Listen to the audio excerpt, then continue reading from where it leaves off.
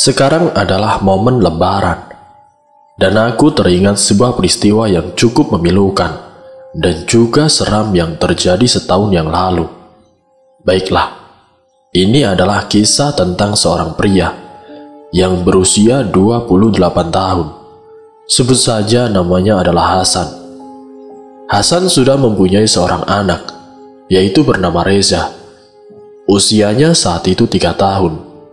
Sedangkan istrinya sudah meninggal saat Reza berumur 2 tahun. Bulan Ramadan tahun kemarin, di tahun 2022, aku bekerja di sebuah garmen. Dan saat itu aku mendapatkan beberapa teman, sesama operator jahit. Salah satunya adalah si Hasan. Dan Hasan ini seorang perantau. Dia berasal dari Sukabumi. Hasan, Heru, dan Robi tinggal di mes yang disediakan oleh pihak garmen. Sedangkan aku cuma sesekali saja menumpang tidur di mes. Itu pun kalau sedang hujan deras atau motorku lagi ngadat dan tidak bisa pulang ke rumah. Singkat cerita, waktu berjalan sangat cepat. Tidak terasa tinggal 2 hari lagi menjelang Lebaran. Hari itu adalah hari ketiga terakhir puasa, dan pabrik mengharuskan semua karyawan untuk tetap masuk bekerja sampai hari terakhir puasa. Dan kami tidak ada pilihan lain selain mengikuti peraturan yang sudah ada. Tibalah jadwal istirahat. Siang itu aku dan kawan-kawan nongkrong di belakang pabrik seperti biasa. Dan saat kami sedang ngobrol, tiba-tiba saja Hasan menyeletuk, "Saya pengen pulang, pengen bawain baju lebaran buat anak." Seketika itu juga, kami yang sedang mengobrol langsung terdiam dan memperhatikan si Hasan. Aneh sekali saat itu, Hasan bicara, tapi gimik mukanya, tatapannya sangat kosong. Aku kemudian menimpali omongan si Hasan. "Sabar, San, sebentar lagi juga libur. Lagi pula gajian kita kan nanti sekalian THR. Tinggal 2 hari lagi, San. Kalem saja," ucapku. Dan yang membuat anehnya lagi, Hasan juga menjawab seperti ini. "Saya pengen cepat-cepat pulang, mumpung masih ada waktu. Kasihan anak-anak saya di rumah. Mereka nangis terus." Masih dengan ekspresi yang datar. Lalu kemudian, bel pun berbunyi, menandakan kami harus kembali masuk dan melanjutkan pekerjaan. Dan kami pun berjalan menuju pabrik. Tapi si Hasan masih jongkok memeluk lututnya saat itu. Lantas aku pun menghampiri si Hasan dan aku mengajaknya untuk masuk. Aku dan Hasan berjalan bersamaan. Tapi entah kenapa, Hasan seperti tidak bergairah saat itu. Langkahnya sangat pelan dan terlihat sangat lesu. Singkatnya, kami pun sudah masuk ke pabrik dan bekerja seperti biasa. Menjelang sore sekitar jam 2:30, suasana pabrik tiba-tiba menjadi ricuh dan karyawan wanita berteriak-teriak histeris. Ternyata saat itu, ada seseorang yang tangannya terkena mesin obras dan mengakibatkan beberapa jari tangannya ikut terpotong. Dan itu adalah si Hasan. Lantas segera aku dan teman-teman yang lain membawa Hasan ke puskesmas terdekat. Hasan masih terlihat lesu dan seperti tidak merasakan apapun. Dia hanya menyebut-nyebut nama anaknya dan matanya berkaca-kaca saat itu. "Reza." Itulah yang Hasan ucapkan dengan suara yang tertahan, seperti sedang merasakan kesedihan yang dalam. Aku dan juga yang lain berusaha untuk menenangkan si Hasan. Tapi Hasan tidak bergeming. Bahkan tangisannya semakin pecah. Hasan benar-benar menangis di ruangan Pak Dokter. dan dokter yang menangani si Hasan meminta kami untuk meninggalkan Hasan saat itu. Kami pun menunggu di luar. Ada 3 orang saat itu yang menunggu si Hasan. Ada aku dan Robi, dan juga si Heru. 1 jam kemudian, Hasan keluar bersama si dokter, dan tangannya sudah diperban. Lalu kemudian, Hasan pun kami membawa ke mes, dan menyuruhnya istirahat di sana. Tapi saat itu, Hasan meminta Robi untuk menemaninya. Robi pun mengiyakan permintaan si Hasan, dan untungnya pabrik memaklumi dan tidak memberi sanksi. Setelah pamit kepada Hasan, aku dan Heru pun kembali ke pabrik karena masih banyak pekerjaan. Dan saat itu sudah cukup sore, sekitar jam 4. Aku dan Heru pun kembali duduk dan melanjutkan pekerjaan. Saat kami datang, suasana pabrik masih ricuh. Banyak pertanyaan dari karyawan yang lain mengenai keadaan si Hasan, dan aku menjawab seadanya. Singkat ceritanya, sudah hampir maghrib saat itu. Tiba-tiba Robi masuk ke pabrik. Dia terlihat sangat panik. Lalu Robi bercerita, "Duh, gawat doh. Barusan security ke mes, nanyain si Hasan. Katanya si Hasan tadi minjem motor security. Bilangnya mau ke ATM ngambil duit. Tapi sudah 30 menit Hasan belum balik. Makanya security ke mes. Dan gue tidak tahu. Soalnya tadi gue lihat si Hasan tidur. Gue juga ketiduran di mes." Begitulah Robi menceritakan kronologinya. Berkali-kali aku mencoba menelpon si Hasan, tapi nomornya tidak aktif. Bel pun kembali berbunyi, dan semua karyawan berebut menuju pintu keluar karena waktu berbuka sudah hampir tiba. Tapi tidak dengan aku, Robi dan Heru. Kami masih panik, memikirkan si Hasan. Kami hanya berharap Hasan baik-baik saja. Lalu azan maghrib terdengar. Kami bertiga pun pergi ke warung untuk berbuka puasa. Dan tidak lama ada tukang ojol yang masuk ke warung itu juga.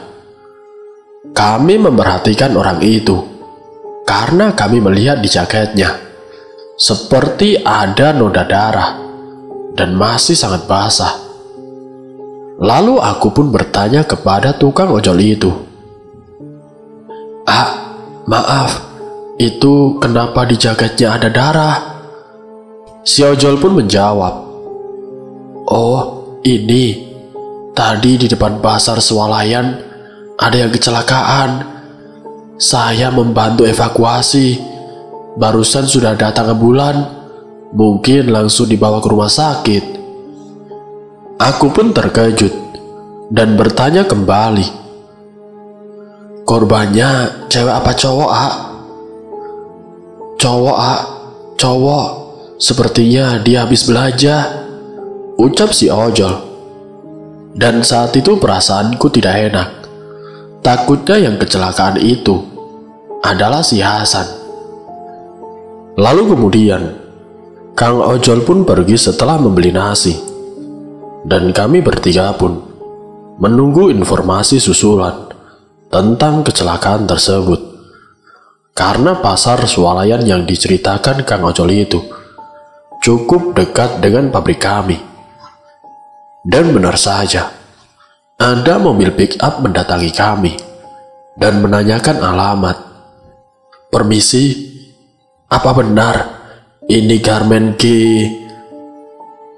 "Iya Pak, betul," jawabku.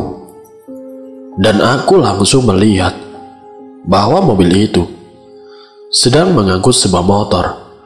Dan aku kenal benar, itu adalah motor Pak Yanto Security Garment.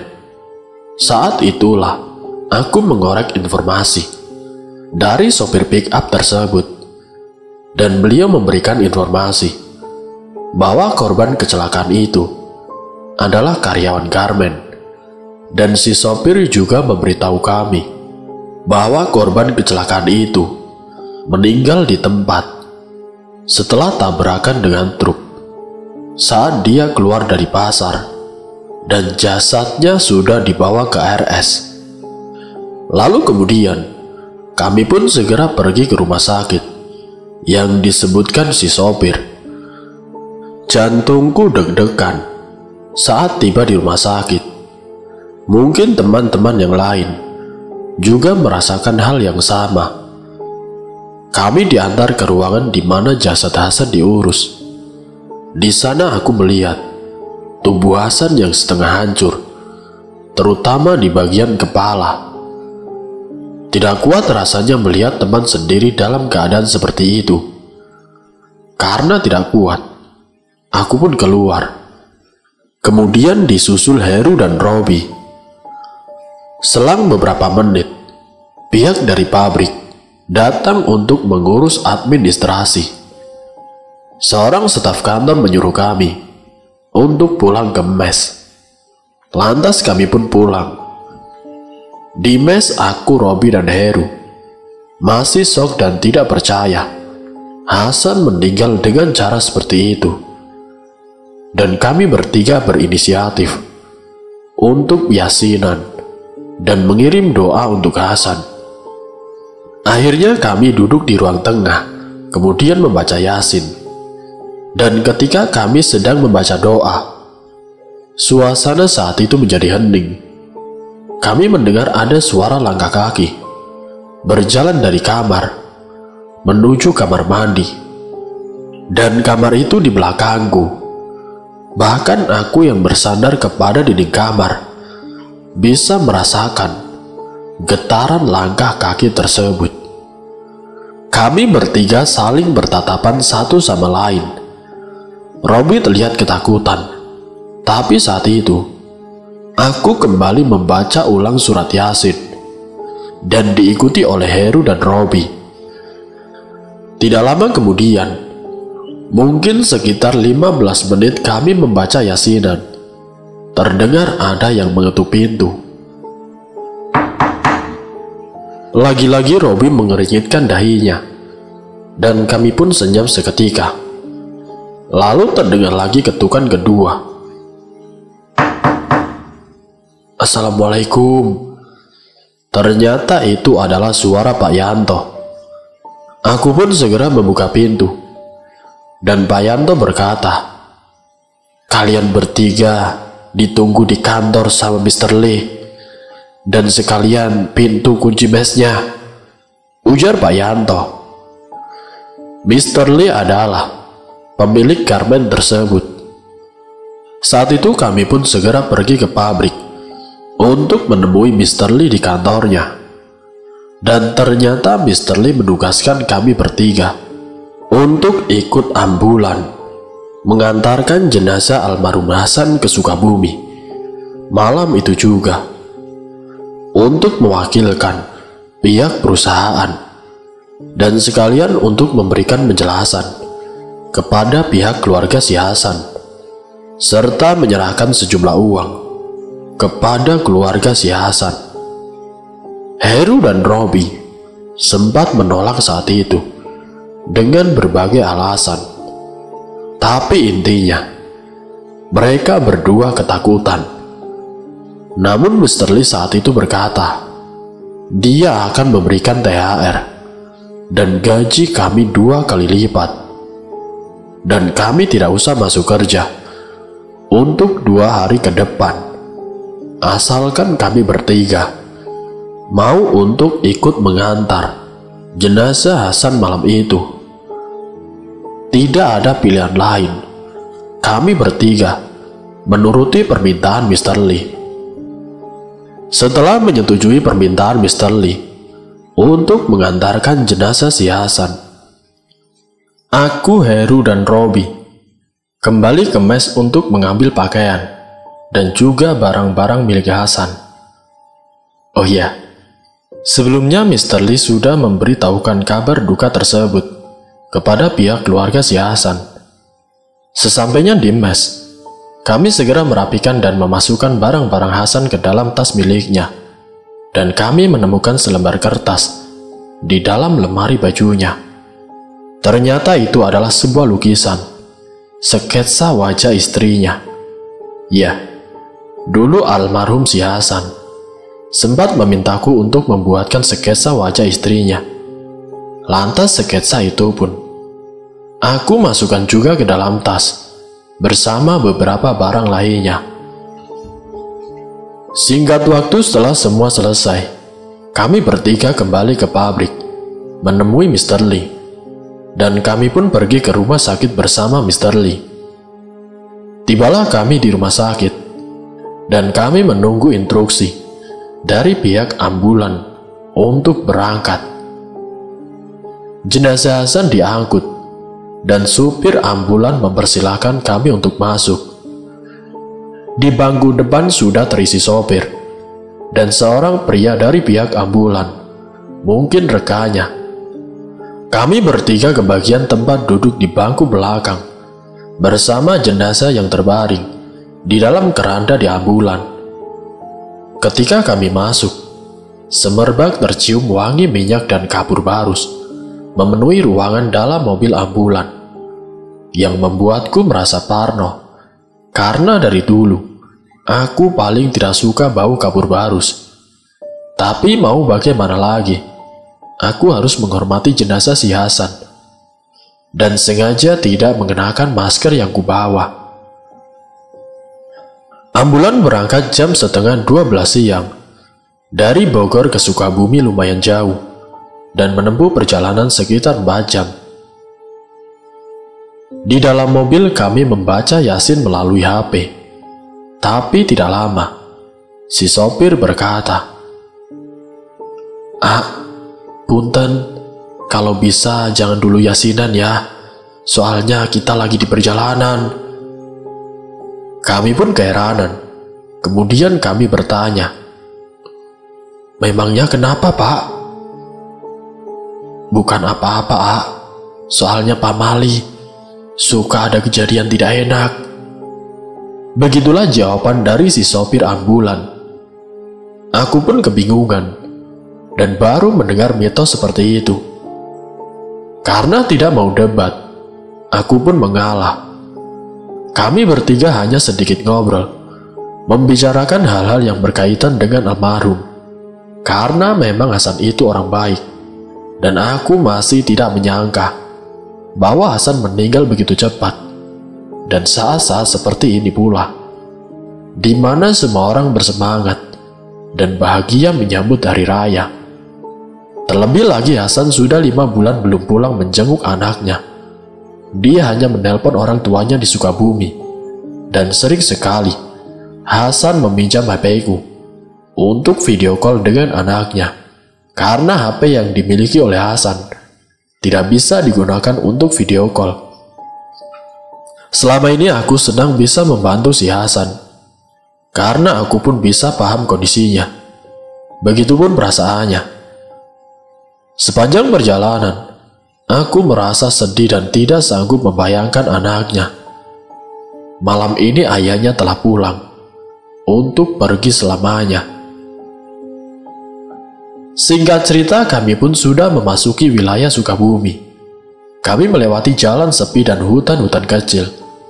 Heru dan Robi saat itu tertidur, dan aku pun ikut mengantuk. Tanpa sadar aku ketiduran beberapa menit. Saat itu aku mendengar suara Hasan. Baju anak saya. Sayup-sayup tapi berulang-ulang. Sampai akhirnya, aku pun terbangun. Begitu pula dengan Heru dan Robi. Kami bertiga terbengong, saling bertatapan. Dan ternyata mereka berdua mendengar suara Hasan tersebut. "Aku mendengar suara Hasan," ucap si Robi. Dan seketika itu kami memandangi keranda, memperhatikan dari ujung ke ujung. Aku sempat berpikir, apakah Hasan masih hidup atau mati suri? Tapi rasanya tidak mungkin, karena sebagian tubuh Hasan sudah hancur, terutama di bagian kepala. Manusia tidak mungkin bisa bertahan dengan kondisi fisik seperti itu. Dan aku baru ingat dengan kesaksian tukang ojol yang bilang kalau sebelum terjadi kecelakaan, Hasan keluar dari pasar swalayan dan selesai belanja. Mungkin saja saat itu Hasan membeli baju untuk anaknya. Lalu saat itu juga aku segera mengetuk jendela agar sopir berhenti. Mobil pun berhenti dan sopir keluar lalu menanyakan ada apa. Aku segera menanyakan pada sopir, apakah barang-barang jenazah seperti HP dan barang bawaan sebelumnya sudah diamankan dan dibawa dalam mobil. Kalau HP-nya ada sama saya, tapi kalau barang-barang yang lain saya tidak tahu. Soalnya cuma ini saja yang dititipkan kepada saya. Memangnya kenapa, A? Ujar si sopir. Wah, pantesan. Begini deh, Pak. Kalau boleh saya minta tolong, coba Bapak tanyakan kepada orang yang ngurus jenazah ini, apakah ada barang milik jenazah yang ketinggalan di rumah sakit. Soalnya almarhum tadi habis belanja sebelum mengalami kecelakaan ini, Pak. Ujarku menjelaskan. Lalu kemudian si sopir pun menelpon seseorang, tapi tidak ada jawaban. Berkali-kali dia menelpon dan tetap tidak ada jawaban. Karena sudah menyita waktu cukup lama untuk menelpon, akhirnya si sopir memutuskan untuk segera melanjutkan perjalanan. Dan aku pun mengerti dengan kondisi tersebut. Lanjutlah kami mengantar jenazah, dan sudah cukup dekat ke tempat tujuan. Saat itu sudah jam 3 subuh. Dalam perjalanan itu, sopir tiba-tiba berhenti, dan dia bertanya kepada kami, ada apa ngetuk-ngetuk jendela? Aku, Heru, dan Robi, kita semua terbengong. Siapa juga yang mengetuk jendela? Tidak, Pak. Kami tidak mengetuk jendela kok, jawabku. Mungkin saya salah dengar, timpal si sopir, dan dia pun melanjutkan kembali perjalanan. Setelah beberapa saat, kami akhirnya tiba di rumah almarhum si Hasan. Di sana sudah ramai. Mungkin itu keluarga dan juga kerabatnya. Mereka sudah menunggu kedatangan kami. Segera kami turun dan membawa jenazah ke dalam rumah. Dan pecahlah tangisan beberapa orang di rumah itu. Mungkin itu orang tua dan saudaranya. Namun saat itu, aku tidak melihat satupun anak kecil. Dan mataku terus mencari keberadaan anaknya si Hasan. Dan setelah suasana sudah tenang, aku pun menanyakan kepada orang tuanya si Hasan. Ternyata Reza sedang tidur dan sengaja tidak dibangunkan. Orang tua Hasan menceritakan kepada kami bahwa Reza baru tertidur. Dari kemarin sore, Reza menangis sampai malam. Itu pun setelah dibujuk dan mengatakan bahwa ayahnya akan pulang sebentar lagi. Barulah Reza berhenti menangis, kemudian tertidur. Miris hatiku membayangkan perasaan antara ayah dan juga anaknya. Di sana jenazah masih dalam keranda, dikelilingi keluarga dan juga kerabatnya. Mereka membacakan Yasin dan juga mendoakan almarhum. Hingga tidak terasa, sudah menjelang pagi, sekitar jam 5:30. Rencananya jenazah akan dimakamkan pagi itu jam 7 pagi. Semakin ramai saat itu orang-orang berdatangan. Mungkin karena ramai dan berisik, Reza akhirnya terbangun dan keluar dari kamar. Terlihat wajah Reza masih sembab karena menangis semalam. Dan Reza langsung melihat ke sekeliling. Ayah di mana, Ma? Ayah di mana? Reza bertanya kepada neneknya. dengan suara khas anak kecil yang masih belum fasih mengucapkan kalimat. Si nenek tanpa jawaban langsung memeluk anak itu. "Ayah di mana?" Lagi-lagi Reza menanyakan ayahnya dengan gimik muka yang panik, sedih, dan mata berkaca-kaca. Lantas aku menghampiri anak itu dan mencoba untuk menghiburnya. Untungnya Reza bersifat humble dan tidak takut kepada orang yang baru ia temui. Saat itu aku berkata, "Wah, ini Eza ya? Om ini temannya Ayah Eza. Ayah Eza lagi bubuk. Eza sama Om dulu ya." Gemetar badanku saat berkata demikian pada Reza. Saat itu Reza langsung lari dan memasuki beberapa kamar dan ruangan lainnya. Sepertinya Reza sedang mencari ayahnya. Lalu dia kembali lagi, kemudian bertanya,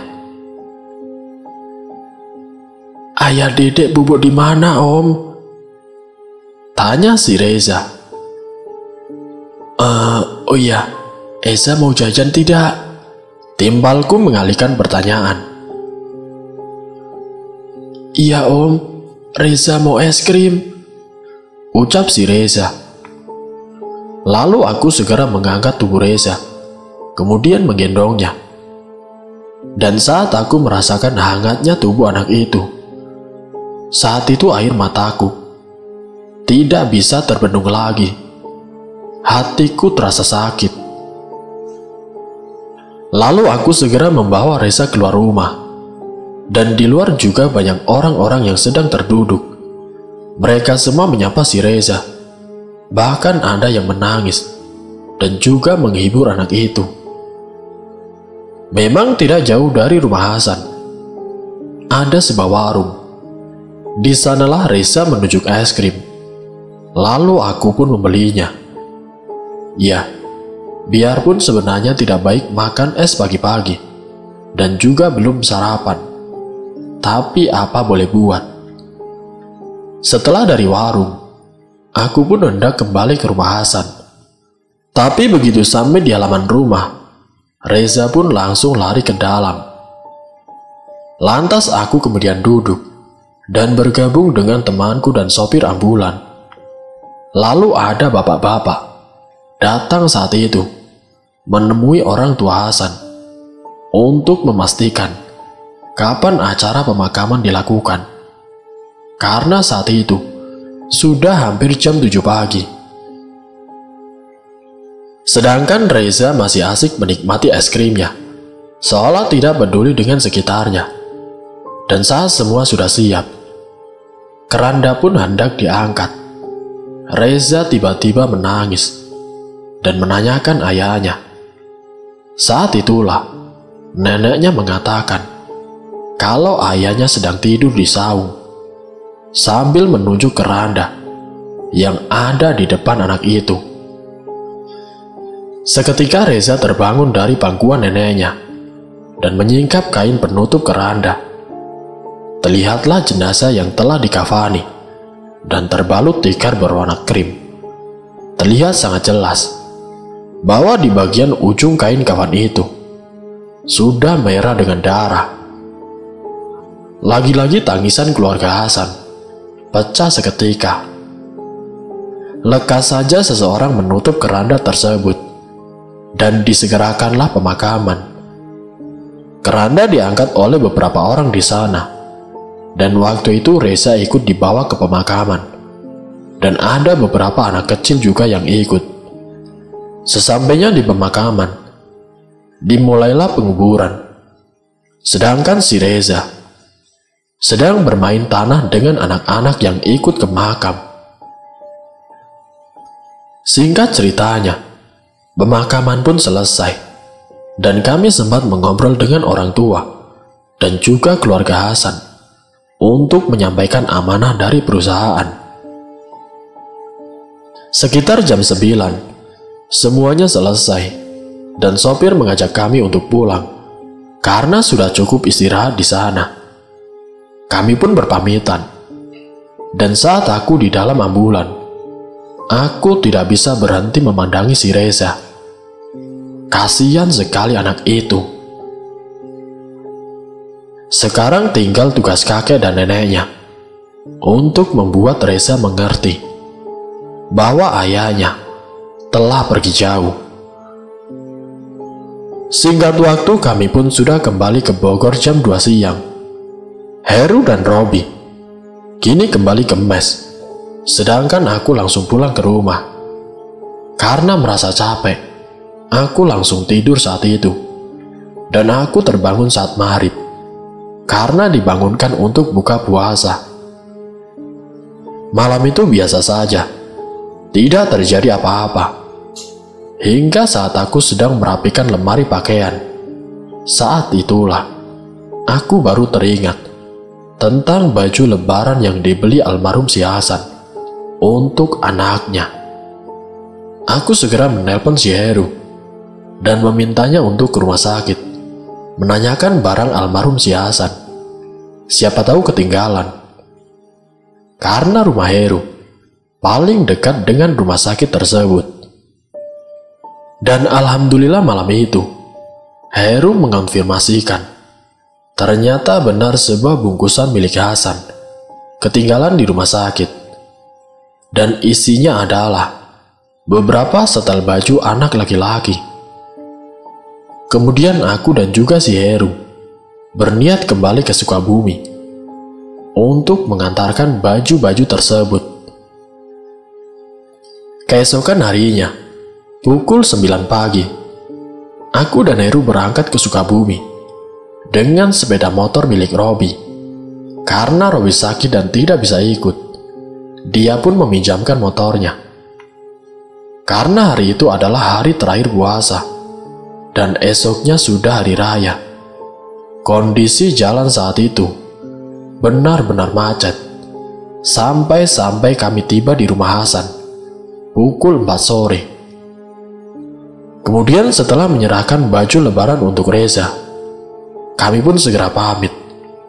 Namun orang tuanya si Hasan meminta kami untuk di sana dulu dan berbuka puasa bersama.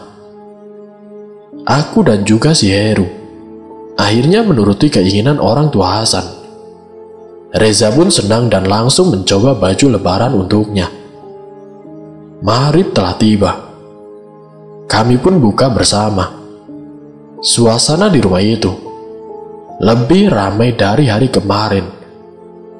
Setelah itu kami berdua pamit undur diri. Dan saat kami sudah di atas motor, kami sempat melihat kembali ke dalam rumah itu. Di sana kami melihat Hasan sedang duduk di tengah-tengah keluarganya yang sedang berkumpul. Dia tersenyum. Entah itu hanya halusinasi atau memang nyata. Aku pun balik tersenyum dan kemudian mengucap salam. Kami pulang ke Bogor tepat pada malam takbiran. Semoga almarhum si Hasan bisa diterima di sisi Allah Subhanahu wa Ta'ala, ditempatkan yang terbaik. Amin ya robbal alamin. Wassalamualaikum warahmatullahi wabarakatuh.